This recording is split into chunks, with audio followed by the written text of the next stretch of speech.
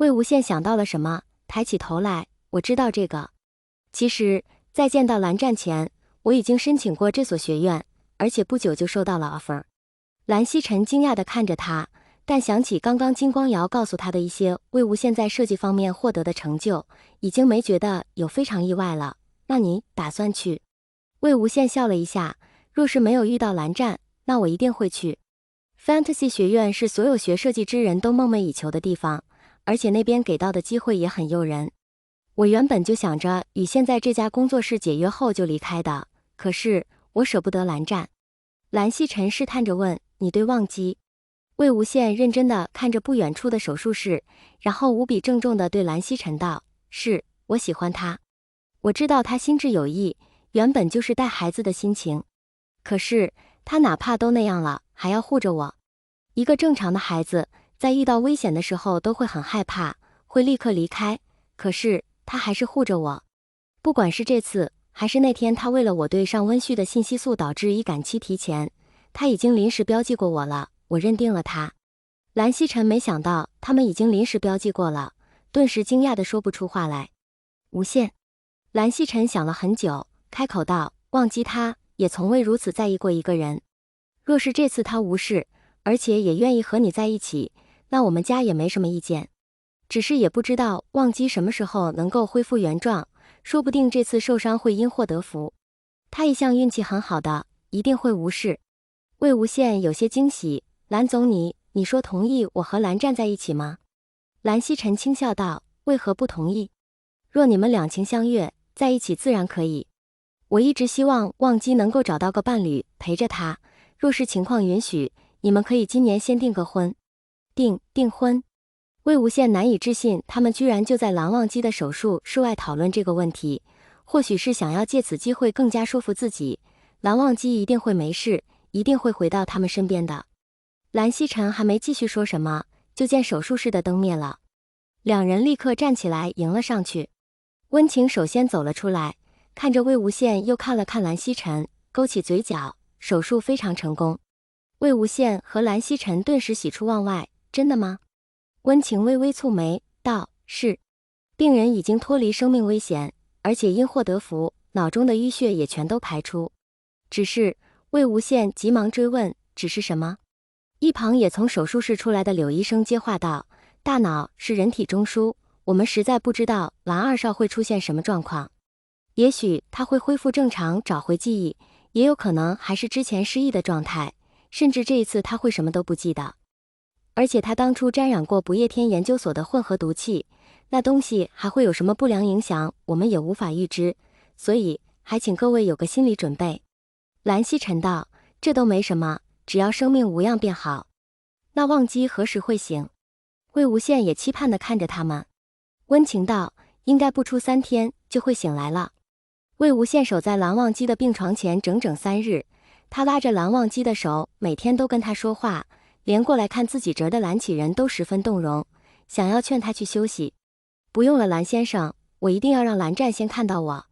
他受伤前还以为我也伤到了，一定很担心。”魏无羡坚持不愿意走，他这几天都住在医院里照顾蓝忘机，有一段时间不见他都觉得不安心。蓝曦臣因为工作原因不得不离开处理，所以只有魏无羡是一直守在医院里的。蓝启仁看魏无羡的脸色一点血色都没有，拍拍他的肩：“魏婴，我来看着忘机，你去吃点东西。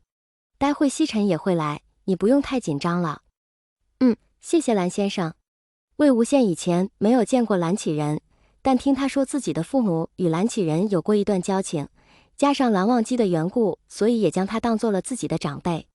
魏无羡刚站起身来，就发现自己的手被拽了一下，顿时心脏砰砰的一点一点的往床上看了过去，正对上那双许久不见的琉璃色眼眸。蓝湛！魏无羡欣喜若狂地扑了过去。忘机！蓝启仁也高兴极了，胡子一抖一抖的快步走到床前。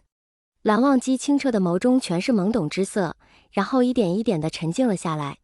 他深深地看了魏无羡一眼，瞳中满是陌生和迷惑之色，然后又看到了蓝启仁，轻声叫了叔父，然后对魏无羡道：“你是谁？”魏无羡手里的手机啪地掉在了地上。蓝启仁原本还怕蓝忘机还是之前的6岁心智可能认不出自己，早就有了心理准备，却没想到蓝忘机准确地叫了自己，却不记得魏无羡了，顿时心里百味杂陈。蓝战我，魏无羡感觉自己的心碎得一片一片的，仿佛一不小心就能割出血来，可他还是强颜欢笑地轻声说话，生怕吓到对方。我是魏婴，你不记得我了吗？魏婴。蓝忘机重复了一句，然后感觉自己的脑中一阵剧痛，痛苦地捂着自己缠着绷带的头，难耐地低哼了一声，一把将魏无羡甩开。魏无羡倒退了2步，一下坐在了床边摆放的椅子上，怔怔地看着蓝忘机。蓝启仁已经去叫了医生，而魏无羡看着这样的蓝战，心里又喜又痛。没关系的，就算他的小蓝战不记得他了，他也能再一次令真正的蓝忘机喜欢他。不管是蓝战也好，还是蓝忘机也好，只要是这个人，那都是他魏无羡一生认定的，他最喜欢的 alpha。若是蓝忘机不喜欢他，他也再不会让别人标记自己的。温情和柳医生很快就来了，同时来的还有蓝曦臣与金光瑶，尤其是金光瑶似乎是从别处刚刚赶过来的，现在还是气喘吁吁的样子。众人在温情的要求下先出去，把空间留给了2位医生。蓝曦臣得知蓝忘机似乎恢复了记忆，可居然不认识魏无羡了，顿时担忧不已。无羡，没关系，先听听医生怎么说。总之现在忘机已经完全没事，这已经非常好了。毕竟是子弹打进了头里，肯定会有影响的。魏无羡这几天大喜大悲太多次，要不是他身体好，恐怕就是一个 alpha 也未必挺得住。他看着大家也同样很担心自己，好像真的将自己当成了家人，心中一暖，透过窗看着里面的蓝忘机，轻轻嗯了一声。过了大约1个小时，经过各种检测后，蓝忘机重新睡了过去，而温情拿着报告向焦急等待着的众人走了过来。温情看着魏无羡的眼光尤其复杂，来到他面前时还轻轻叹了口气。怎么了？蓝战哪里不好？为什么刚刚他会突然头疼？魏无羡迫不及待地开口。温情道，蓝二少的记忆已经完全恢复，不再是之前6岁的心智了。但他好像把这几个月作为6岁心智的记忆全都忘记了，而且由于他之前被子弹打入脑中，心里想的人是你魏无羡，所以他暂时对你会有一定的应激反应。